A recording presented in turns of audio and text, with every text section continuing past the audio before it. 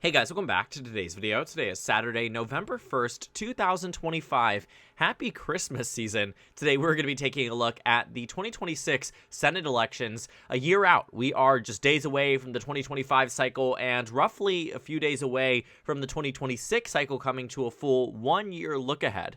What we're going to be looking at today is a Senate prediction across every single state that's on your screen right now, all 35 of the races, and a lot of very interesting ones, I think, coming off the last presidential cycle and the last midterm cycle in 2022 that really showed us what was possible on both sides of the aisle, depending on a variety of different things: fundraising metrics, candidate quality, the top of the ticket, really hammering in benefits and detriments to both political parties in many of these states. The 2026 Senate races, though, I think in part with the House races, are going to be seen as the most important in determining how Donald Trump is able to govern over the next 2 years after the midterm cycle.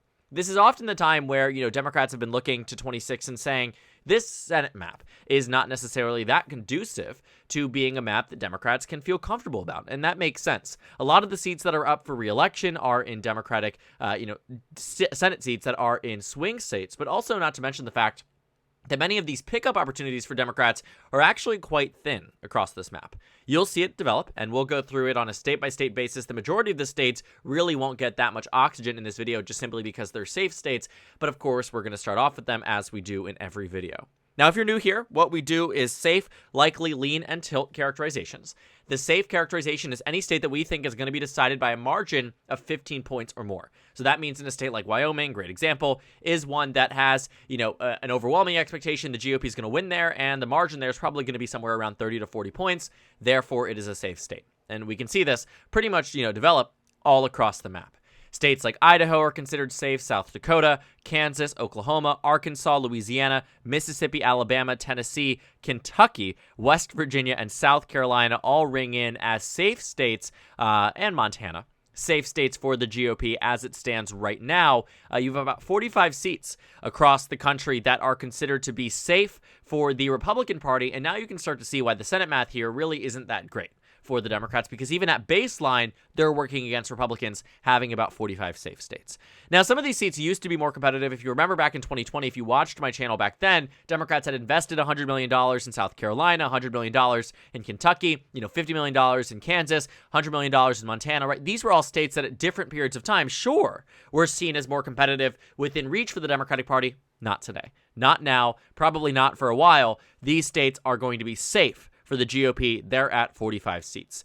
The other states that we can really characterize as safe for the Democratic Party, well, if you want to take a look, states like Oregon really are not going to get any type of attention from the Republican Party.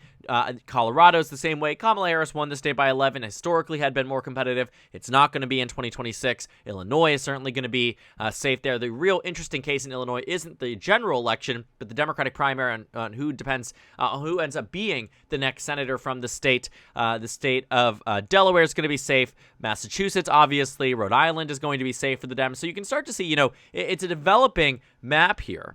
But overall, Democrats are on track to do quite well in these states, but the numbers just simply don't align.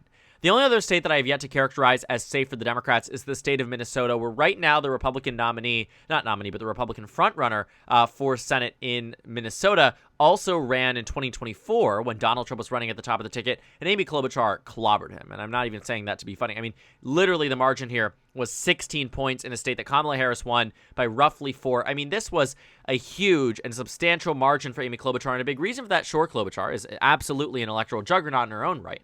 But also the Republican running is Royce White, who is exceptionally crazy. And when you take a look at, the things that he tweets out, I just encourage you to hop over to any of his social platforms. You'll see exactly why he's on track for an even bigger defeat in 2026, given the national environment will be more favorable for the Democratic Party. So the next few states that we will characterize are likely states decided between 5 and 15 points. There's quite a few of them, and some of these I think are subject to change as we, navigate the primaries that are going on between a lot of these candidates, who's emerging as early frontrunners, who's doing well in the state. Overall, though, right, we have 41 seats for the Democrats and 45 for the Republicans. Certainly more to look at for states that Democrats could target in theory, but there aren't really that many if we're being entirely honest about the situation. Which is why I actually want to start off with the Republican seats so you can really start to see exactly why the GOP feels so comfortable about retaining the Senate majority, because the math is arguably on their side. The first state that comes to mind is the state of Florida. It's a state that the GOP is probably going to win by, 10 to 15 points here. I don't think you're getting on the upper end of Donald Trump's margin in the last cycle. He did win this state by 13 points. I think that's really where you would see it peak out. But Florida is only getting redder, more GOP registrations, more Democrats are switching political parties in the states because they're reading the writing on the wall in Miami-Dade County that Donald Trump lost by 33 in 2016, voted for him by 11 in 2024. So really, you'll find that a huge change in sentiment, not just an influx of residents during the COVID-19 pandemic of red voters, but arguably, Florida, as one of those states, has just been barreling towards being a Republican stronghold. And I imagine that 2026 will be very, very similar. I don't think Democrats would be wise, really, to invest in that state as it stands right now for the 26 midterms. When we take a look, the other states that we can characterize, Nebraska, this one seems quite interesting, but I encourage you to take a look at the candidates that are running there. The Democrats have already said that they are not running a candidate in the in the Democratic nomination for the state of Nebraska. They've opted out of running in this state, and I think it makes a lot of sense when you take a look at who the Democrats, would be going up against. It'd be against Pete Ricketts, but also Dan Osborne, who's an independent running across this state. Quite competitive polling data, but I don't know how much I buy it. I think that you're probably going to see Pete Ricketts win by about 6 to 7 points, but in either case, right, good numbers for the non-Republicans, but doesn't necessarily immediately help the Democrats. It's just going to be a closer race that Republicans are going to have to spend money on and focus on. The next state here that we're going to look at is the state of Iowa. This one really hasn't moved. Ashley Hinson being in this race, if anything, helps the Republican Party, and I think that, as much as Democrats would like their Senate race to be competitive, I just don't see it happening, at least not as it stands right now. It definitely could in the future. I mean, we could see that Iowa might have, especially if Ashley Hinson, who has only been tested in the 2nd district, we don't know how she'd do statewide. I think a great example of, congressional performance does not always translate to an overperformance statewide. I just do think, however, Republicans had a very lackluster Republican who knew that she was going to lose, and so Joni Ernst decided to retire rather than lose in 2026. She was not guaranteed to lose, but I do think there was a degree of uncertainty there that you don't necessarily have right now. So Republicans are at 48. They have a few more likely states as well. We're just going to speed through them just to get through it. Alaska and Texas are the next two states that solidify the GOP majority at 59 remaining races to take a look at. Some of them are going to be pretty good for the Democrats. But, Texas and Alaska, as it stands right now, John Cornyn, seemingly uncertain as to who the Republican nominee is going to be. Same thing on the Democratic side. I think that as it stands today, Texas remains, that race. It'll probably be decided less than 10 points. I don't think you're going to see a Donald Trump-style margin, but if it is John Cornyn and Colin Allred, you're probably going to see the race decided by 7 to 8, maybe more in favor of the GOP. There are, very few times where perfect storms emerge for the Democratic Party. I think in Texas, you'd find it with, Ken Paxton and Tallarico on the Democratic side.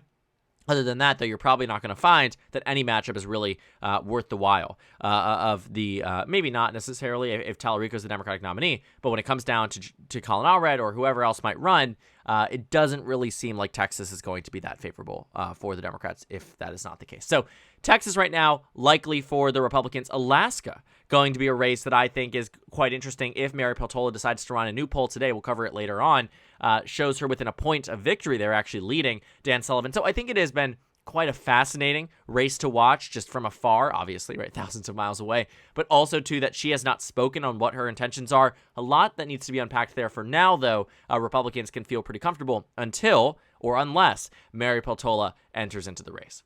So 9 remaining races here. What do the Democrats see as their prime opportunities? Well, they have their fair share of likely states. New Mexico, I go back and forth with keeping it as safe. For now, I'm going to move it back into the likely Democratic column. We'll have to wait and see if Martin Heinrich ends up, one, outperforming the way that he's expected to and who the Republicans decide to present on that race. I'm also interested more so on the governor's side, so we'll talk about that in another video tomorrow when we do the governor's prediction. Virginia right now is going to be likely for the Democrats, certainly there. New Jersey, I think, joins the bunch. Even with John Sununu, I don't buy that New Hampshire is going to be that competitive. I think that he's trying to do this, mega brand of a non-Trump Republican. But the last time he was elected to the U.S. Senate was 2002. That's the year I was born. And thinking about how far away his political instincts and political campaign points are removed from present-day politics, he'll probably win that nomination easily. I do not think he will win the general election against Chris Pappas, who is a consistent overperformer in his district, and not to mention the fact that, New Hampshire itself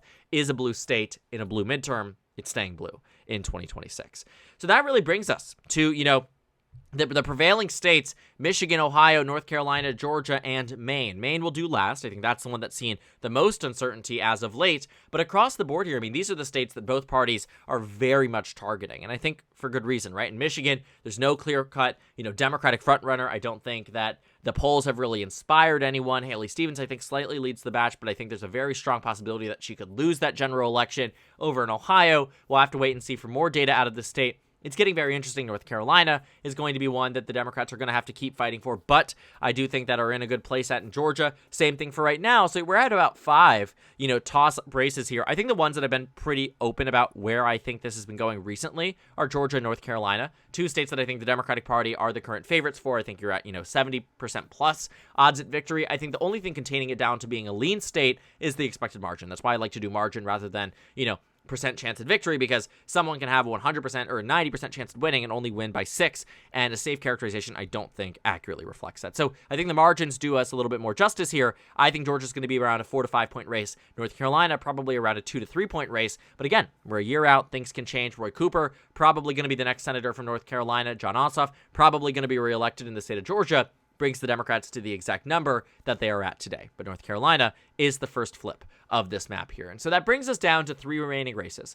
Michigan and Ohio. I want to focus on the Rust Belt for a moment here to really talk it through. Houston in Ohio is a traditional Republican. He served as lieutenant governor, now is the Republican Senate appointee by the Republican governor, Mike DeWine.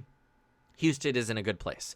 I think that Sherrod Brown could stand to reason that he could win in 2026 if things go his way, if the national environment shifts and finds itself in a way that benefits the Democratic Party tremendously. I don't know if we'll get to that point of tremendously. I don't know if we'll get to that point of Democrats, having a 2018 style victory. And even then, Ohio is hard to see. Because I think that in 2018, it was a different circumstance where Sherrod Brown was the incumbent. Polarization had not hit an all-time high like it does today. And Sherrod Brown just came off of a 4-point election loss in 2024. This would be counting on similar circumstances. Unfortunately for him, Sherrod Brown's not running against a Bernie Moreno, who I think was the weaker of the options when it came down to Ohio Senate in 2024. And thinking about 2026, this is the most standard type of Republican who tends to do well in the state.